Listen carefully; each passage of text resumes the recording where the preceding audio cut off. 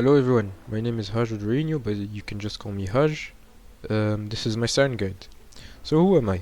I'm a Sion OTP who reached Diamond last split with Sion with a 58% win rate on him. I've been a Sion main for the last 2 seasons, I'd say, yeah, since the beginning of season 13. And I've always played, lots of melee, tanks and bruisers. Some stuff like Warwick, Kled, Poppy, Ornn, Aatrox, Mordekaiser, lots of others, but these are the ones I was the best on, I would say.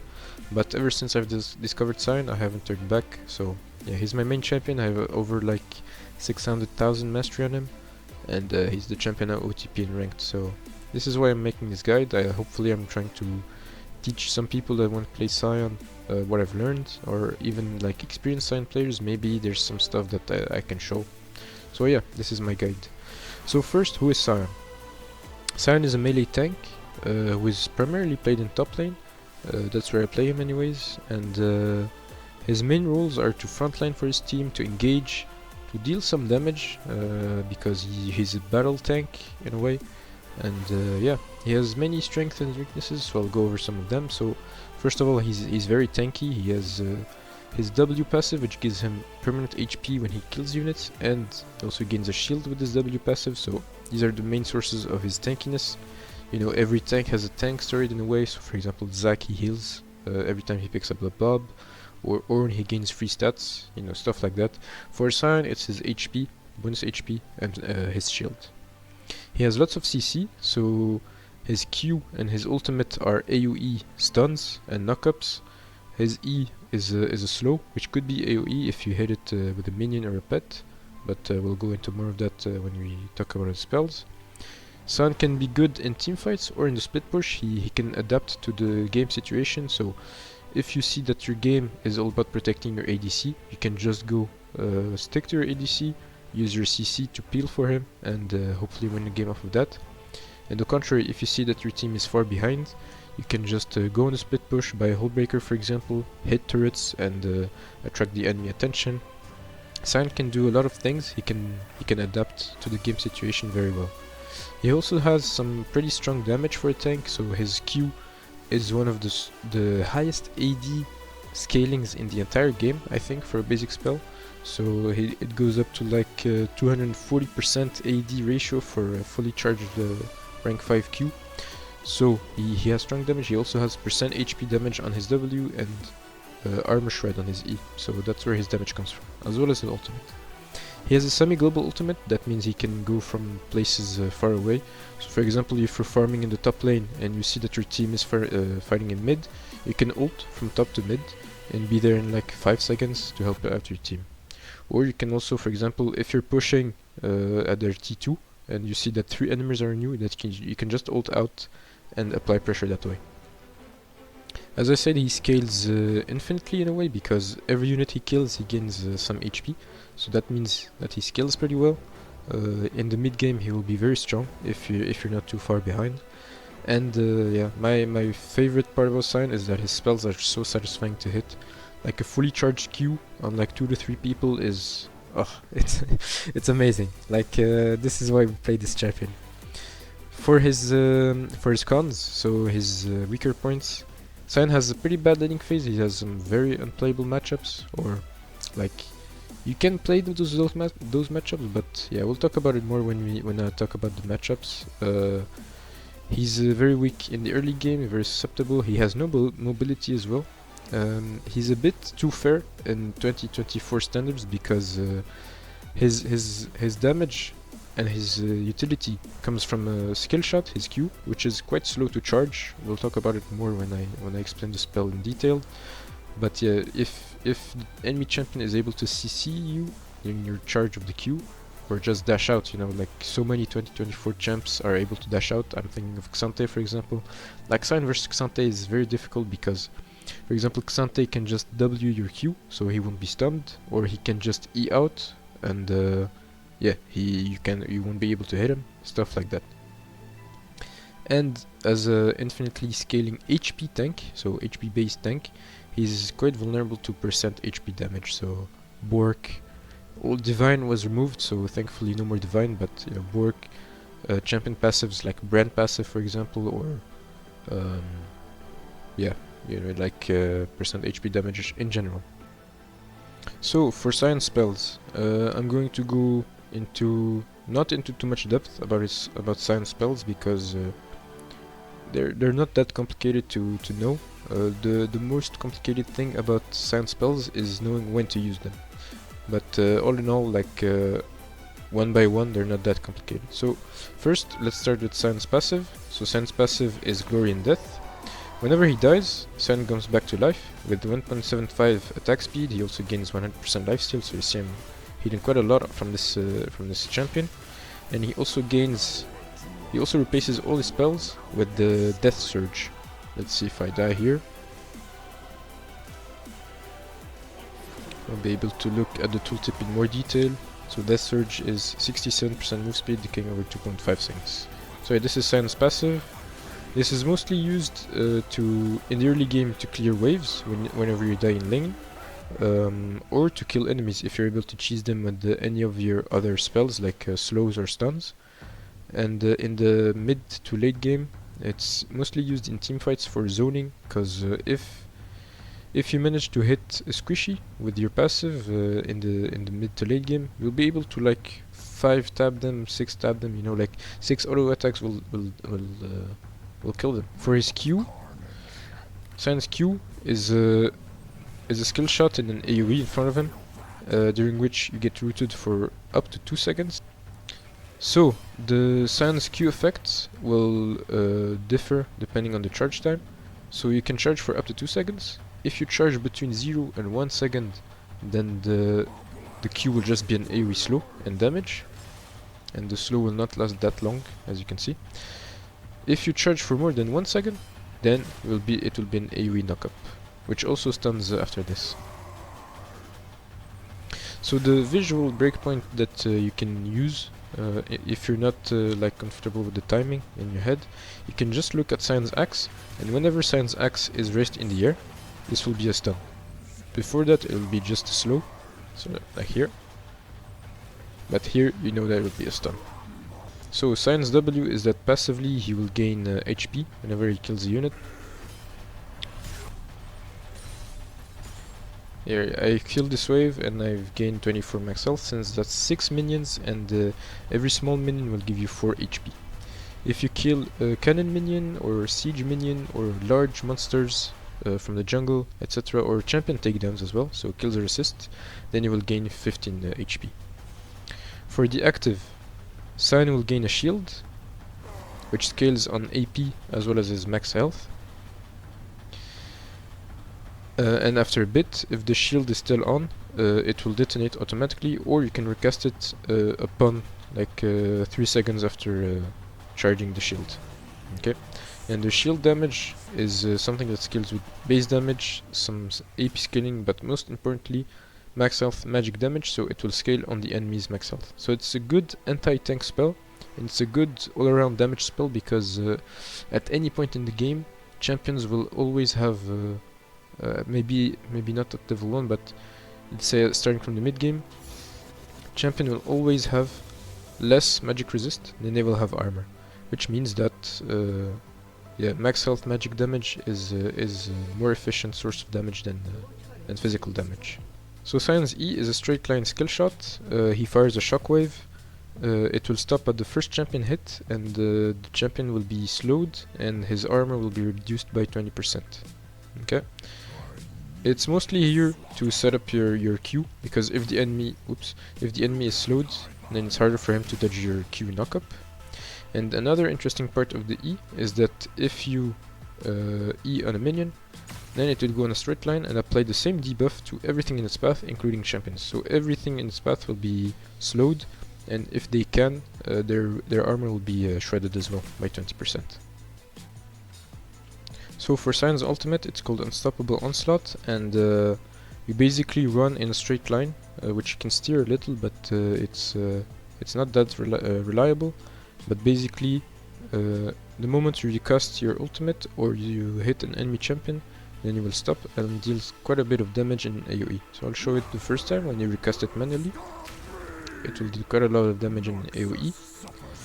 And if you hit a minion or a champion, for example, then it will deal some damage and also knock him up. So your ultimate can proc off of this, as well as stun him for a little duration, kind of like your Q.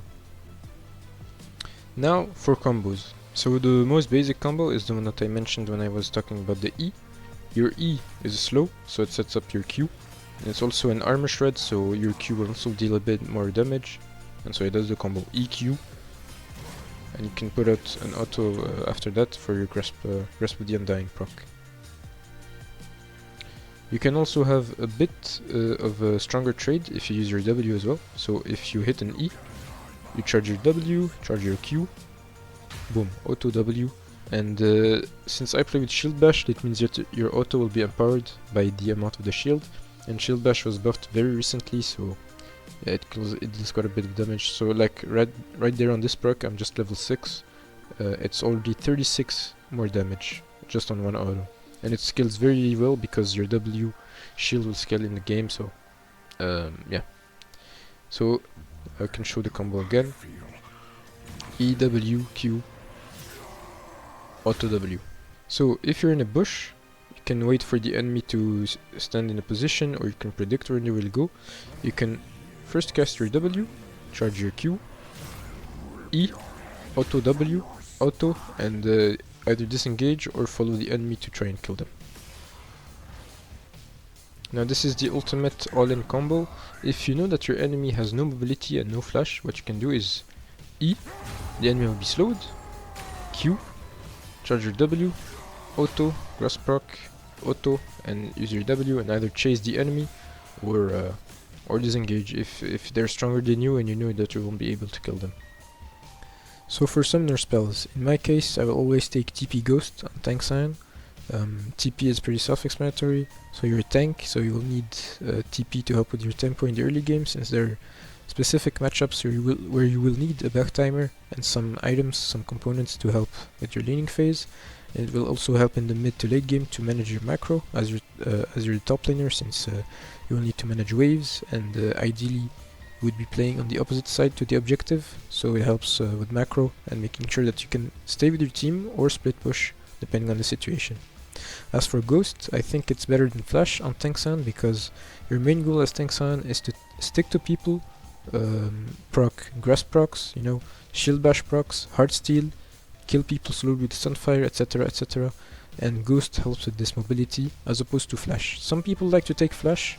I think it's better on Lethality Sion, so AD Sion, like the boss FFS plays, but on Tank Sion it's not that useful, apart like from doing E Flash Q or Flash W, something like that to surprise people, but I think Ghost still remains superior in that case. For runes, I have 3 different setups for the various matchups that I can face in the top lane. So first, versus basic melee, so versus other tanks, versus many of the melee bruisers that are in the top lane. I will take Grasp of the Undying because it is the best rune for Sion for trading, and it scales pretty well since everything about it scales with your max health, so it's very good on Sion, which is an HP tank as we mentioned before. I like taking Shield Bash instead of Demolish. I know many Sion players like to take Demolish, and I can agree with them because it's very powerful on Sion. It helps with taking plates in the early game. In the late game it scales very well, allows you to basically take a tower anytime you approach it, since it scales with your max health and you get a lot of health during the game. But I think Shield Bash is for my playstyle I think it's better because it's more focused on the laning phase, but it does scale, and everything about it scales with your bonus health, and the shield amount in the damage component of Shield Bash scales with your health as well, since it's your W shield as well as your Canic Rukern shield. So everything about Shield Bash scales with your health, and you will see that with my build I prioritize a lot of health, which is going to be useful to get more damage out of Shield Bash. In some games I end up with like 5000 damage with Shield Bash, and I think it's very underrated. It made some champions like Shen and Camille pretty strong, so yeah, I think it's very slept on and I think it's good on Sion.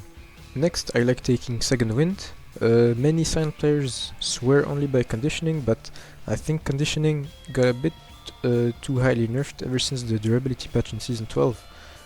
At that point I think it was a pretty good rune, it gave like almost 20 resists by itself, but now you're lucky if you reach like 15 resists. And in my opinion, the health regen that you gain when getting hit by an enemy is better on Sion for multiple reasons. First, I think it's good for the laning phase, and Sion, as I said, is pretty weak in the laning phase, so I like to have all the tools that I can take in order to help with this. And as well as the fact that second wind scales with your missing health. And the thing is that since you build a lot of health on Sion, and most of the items you build have some health regen attached to them, so something like Heartsteel or Arcanic Rookern, Hollow Radiance, stuff like that, they all have health regen. What this means is that you basically end up with kind of like a semi-mundo passive, in a way, where when you take damage you will start regening a lot, and in the late game it's a bit underrated. I sometimes end games with like 4,000, 5,000 second wind healing just by itself, and I think it's underrated. I think bone plating is not really good on Sion. I think it's good on ranged and squishy champs, but since it doesn't really scale, like it's flat numbers, it helps mitigate 30 to 60 damage by proc. So if it's scaled with health, maybe it could be good, but in my opinion it's not really good. And finally, I like taking Overgrowth because it's just very good on Sion. You gain more health. You end up games with like 5,000, 6,000 health, and Overgrowth can like participate in 400 health by itself, which is like 2.5 ruby crystals, so probably around like 1,000 gold of stats, free health, So I think it's very good on Sion.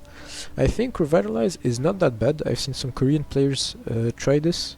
It helps with your W shield, and you don't really profit from the healing increase that much, but the shielding is pretty good, I think. But my opinion, Overgrowth is better.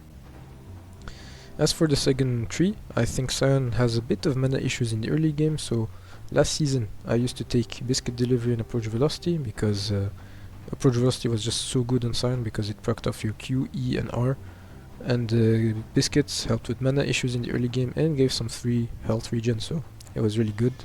But this season I resorted to going back to Mana Flow Band and Transcendence since Cookies got their mana removed, and I think it's okay. Like you gain some 250 bonus mana, you gain 10 ability haste and some basic ability cooldown reduction upon takedown, so it's okay. As for shards, I always take attack speed, adaptive force and health scale. Concerning range matchups, I like swapping the two trees around, so going sorcery first and resolve second, and that way I'm removing grasp since I won't be able to touch ranged champions with my auto attacks, and I'm replacing the damage from grasp by the damage of comet as well as the damage of scorch. So this means I'm playing the lane kind of like Malphite, so only interacting with the enemy laner with my E and Q, since they're the two of my spells which slow or CC the enemy, which means that my comet will land and my scorch will proc of the abilities as well. So this is how I play the lane, and for the second tree, second wind versus ranged is mandatory, and I like taking Overgrowth. You can go whatever you want, like you can go second wind Demolish, or you can go second wind Shield Bash, even though you won't auto the ranged champion that much. It might be useful in team fights later on, but I think second wind Overgrowth is good. So dangerous melees include champions that want to run you down and win by getting to extend fights with you. So that includes stuff like Darius, Gwen, Trundle, Olaf. There are probably some others that you could take this setup into, but these are the 4 main champions that I like taking Phase Rush into. And this is the tech, Phase Rush. It gives you move speed and slow resistance for 3 seconds upon landing 3 different spells or abilities or attacks or whatever. So the tech that I use on Sion is that Phase Rush can proc off Bammies, which means that you can do basically like auto Q or auto E or something like that, and Bammies will proc as well, which would mean that you have hit the champion with 3 separate instances and Phase Rush will proc. And so that's it, you would run away from Trundle, from Darius, etc, etc. For the rest of the rune tree, I like taking basically the same stuff as in the ranged matchups, like also taking attack speed. I heard that maybe the move speed rune shard could be good, but might need some testing, but I like having adaptive force because your Q and your R have really good AD ratios, so it's good to have this as well in your rune shards. So for Sion's items, in the laning phase I will always start Dorn's Shield, because it's a tank item for laning phase. It gives you some health, it gives you some health regen in the early game, which will help with your weak laning phase, and it's very cost efficient since it's a Doran's item. For my boots, I mostly take Boots of Swiftness, or Plated Steel Caps, or Mercury Threads. It depends on the enemy comp. So if they have some slows, or just you need some general move speed, then Boots of Swiftness is good. If they have a lot of auto attackers, Plated Steel Caps would be good in that case as well. And Mercury's Threads is good when the enemy team has a lot of CC, so stuff like Nautilus, Leona, something in mid like Lysandra or Syndra, stuff like that. This is the case where Mercury's Threads would be good. For my 3 item core, I like building Sunfire Aegis, Heartsteel, and Canik Rooker. The thing is that all these items scale with health, and they combine with each other very well. So the first thing is that each item will give you enough resists and enough health, so you end up with 50 extra armor with Sunfire, 80 extra armor with Canik, as well as a magic shield, which is 15% of your health, and Heartsteel, which means that you will keep gaining extra health during the game, and also it's one of the most impactful tank items, in my opinion, for top laners, because it gives you some damage, you know. If you don't have Heartsteel, you will not deal that much damage if you build full tank, and yeah, it helps you impact the game in other ways than just CC and engage. For my last 2 items, I like taking Overlord's Bloodmail, since this is basically the old Titanic Hydra passive, so you convert bonus HP to AD, and you also gain some more AD the lower you are. And it scales very well with Sion, because the moment you buy this item, you will have maybe like 6-7,000 HP. Right now I have 4.5 at level 18, but I don't have any stacks from my passive, W passive. I don't have anything from Grasp, from Overgrowth, etc. So at that point you will gain maybe like 100 AD just from this item alone. I think it's very good on Sion. For the last item, I like taking Jackshaw, if I need dual resists. If not, I will try to evaluate what my team needs from me. So if my team needs anti-heal, then I can go Thornmail. If my team needs me to tank more physical damage and we're team fighting a lot, then I will go Unending Despair. This item is very underrated, by the way. I think it's very good. And if, for example, they have a lot of crits, I'm going Randwinds. And if they still have quite a lot of magic damage, then I might go something like Abyssal Mask or Spirit Visage. So for laning phase, the thing is that you can't just bum rush Sunfire every game into Heartsteel into Canik. Like, you need to look at the damage profile of the laner you're facing, but also of the enemy team.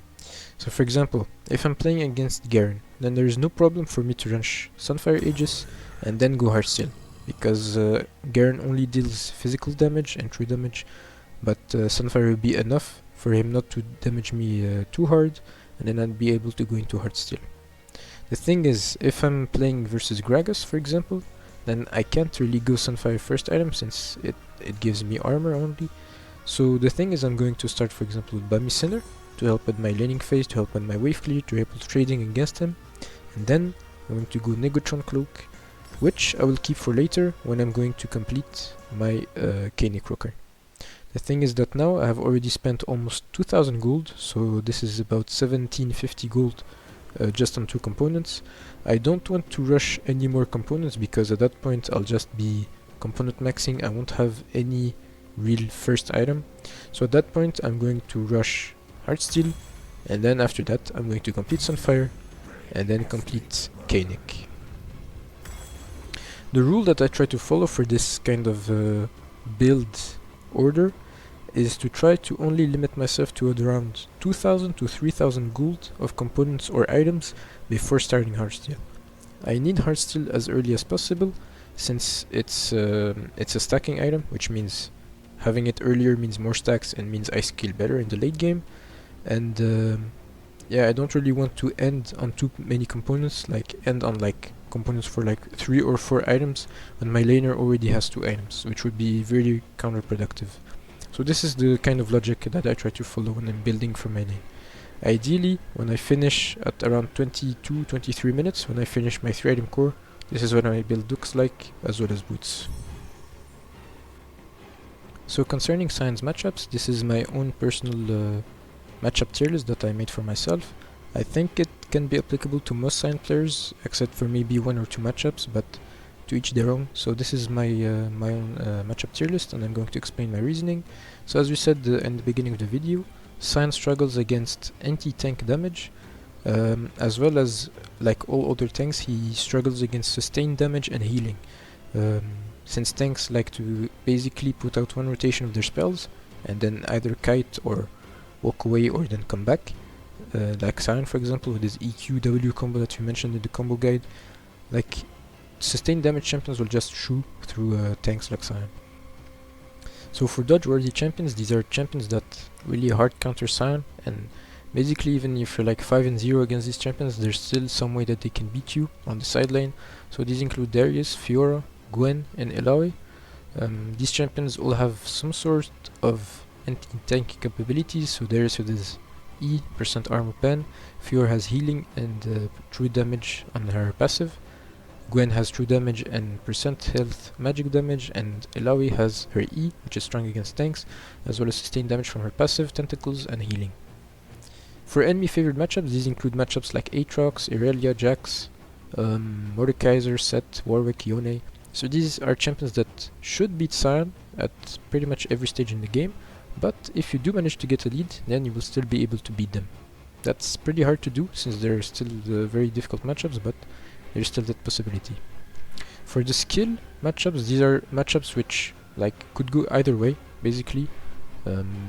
If you win the early game, then you should be able to win throughout the entire game, but if you lose the early game, then they will start taking a lead like most top lane matchups. There's still Xante in that rank, but ever since his rework I should probably move him back to enemy favored or even dodge worthy because he's pretty broken at the moment. But for all the others, this includes like Camille, Garen, Enar, Ornn, Riven, Trundle, Volibear, stuff like that. You can look at the matchup tier list, but this is how I would rank these matchups. So for the other skill tier, this includes champions that you don't really need to interact with in the laning phase, you just kind of naturally outscale them for team fights.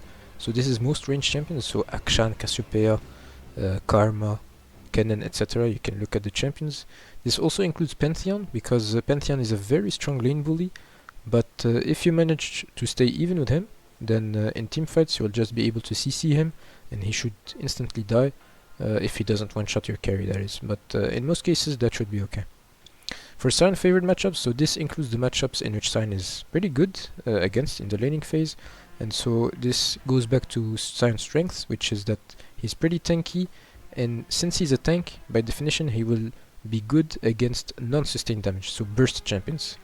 So this includes Akali, Gragas, Jace, Rengar, Urgot, stuff like that, as well as some other like ranged champions which deal less damage than the others, so Heimerdinger, Kayle, Vladimir, So for easy matchups, that includes champions which have basically no way to dodge your EQ combo, and against which Sion is pretty good, so that's like Gangplank, Malphite, Maokai and Teemo. By definition, Sion is a Teemo counter because he's pretty hard to get poked by out of Teemo if you're playing your laning phase pretty good, and any EQ should be able to like basically take a third to a half of his HP depending on the level you are at. The moment he doesn't have a flash, he's basically dead. So basically like Gangplank. And for Malphite and Maokai, they're tanks which have pretty low damage, and so Sion will naturally win in extended fights against these champions. And the main thing that you can notice is that most of the champions in the higher tiers are champions which are part of the meta top laners at the moment, so something like Darius, Fiora, Aatrox, Jax, Renekton, Yoann. So all these champions are good into Sion, and they're part of the most played champions in top lane, so this is why Sion has many problems in the laning phase. But yeah, it's not the only reason, it's also part of the weaknesses that we talked about earlier, but all in all, this is how the matchups pan out. So this is my tier list. As you can see, I made it inside a Google Doc, which I initially made for myself, but since I'm releasing this video, I'm planning to make this Google Doc available to anyone who wants to get the link for free. Yeah, it's just my own take on Sion matchups. I don't know if it really will help anyone, but basically this is the tier list that I talked about during the video, and this is the matchup part of my document in which I explain like for every champion which rune I take. So this is back to the grasp rune that I used to take, the comet I used to take, the phase rush that I showed, etc. As well as like the item components that are good in lane against the champions. For example, if you want to play against Aatrox, you need to take grasp, you need to play the steel caps probably, Bammies and Bramble for anti-heal against Aatrox, and the build path will surely look something like Sunfire Heartsteel. If you're playing against a Kali, then it's the same thing that I mentioned in the laning phase item guide, which is that ideally I'd like to start Bammy Cinder, rush Negatron after that, and then not spending too much gold on components, and then completing the Heartsteel, and after that probably the Kanik and then the Sunfire Aegis. And I did this for every matchup. I also put some kind of gameplay part which could probably be a bit better, but this is how I did for now. So as you see against Aatrox, movement speed is key, use short Qs to trade when he's still up, etc, etc. Like, you can read all of this. I'm going to put the link in the description for anyone who wants to take a look. And yeah, if you have any suggestions or what, not hesitate to put me in, mention me in the comments or on Twitch, on my stream, etc. But yeah, that's it. So yeah, as a final touch for this guide, I also put my own personal skin tier list. So it's just my opinion. But for me, Black Frost Scion and Lumberjack Scion are the best skins of League history. Actually, they're really good. Lumberjack is like the most fluid, I think, Scion skin in my opinion. Lumberjack has some really cool animations, some really cool sounds, a really cool thematic. I think it's really good. For A tier, I like Worldbreaker and High Noon Scion, I think that is, yeah. As well as Mecha Zero. I think Mecha Zero is a pretty solid legendary skin. It has some nice voice lines, some funny stuff about it, but it's also pretty fluid in its animations. It's a bit different, so you need to get used to it, but yeah. Worldbreaker and High Noon have really menacing sounds, and I like that sort of thing in skins. For B tier, there's the basic skin, there's Barbarian Scion, and there's Warmonger Scion. So yeah, I think they're okay. The basic Scion skin is not like the best ever, but it's a pretty good base skin compared to some other champions. C tier is the last one, it's Cosmic Paladin. I think it's a bit, yeah, it was a bit meh on the release. It doesn't really hit home. Like, the sound it makes on the R is really good, but the rest of the skin is kind of disappointing. And D tier, I think it's Hextech Scion, but I'm not even sure. Like, this skin I almost never played. It's so ugly in my opinion. So yeah, that's my opinion on Scion skins. So yeah, this is basically it for the guide. Thank you very much. If you've made it this far, then it means a lot to me. You don't even realize this is like the first video I make really seriously. So yeah, if someone's here, then leave a comment or leave a like. Thank you very much. Don't forget to come check out my Twitch stream. So I'm trying to stream pretty regularly, like maybe 3 or 4 times a week. Playing mostly Scion, but I will also play some other champions when I have the chance, so Aatrox, Mordekaiser, Volibear, you know, stuff like that. So yeah, I also have another video, if you want to check it out, which has some compilation of some of my plays from last split when I first reached Diamond. And yeah, I'm going to end this video now, just leaving some pretty funny plays or cool plays that I had this season until now. And yeah, hopefully I can see you guys next time in a new video or on my Twitch stream. So thank you for tuning in. See you next time. Slay the strong, trample the weak.